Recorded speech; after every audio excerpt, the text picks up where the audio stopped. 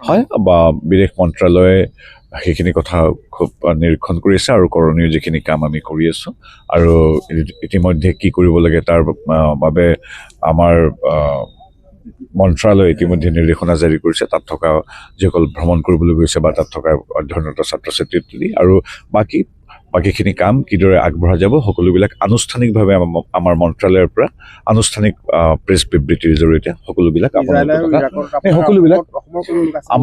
আমাৰ য'তে আছে খবৰবিলাক আহি আছে য'তে আছে কিয় অসম বা ভাৰতৰ যিকোনো প্ৰান্তৰ যিকোনো নাগৰিক য'তে আছে সদায় আমাৰ দেশ আমাৰ চৰকাৰ আমাৰ মন্ত্ৰালয় সদায় কাষত থিয় দি আপোনালোকে ইতিপূৰ্বে দেখিছে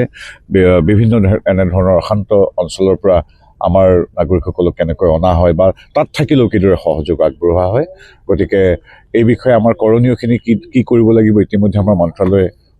জাৰি কৰিছে তাৰ নিৰ্দেশনা আৰু ভৱিষ্যতে কেনেকৈ আগবাঢ়িব পৰা যাব আমাৰ বিদেশ মন্ত্ৰালয়ৰ আনুষ্ঠানিক প্ৰেছ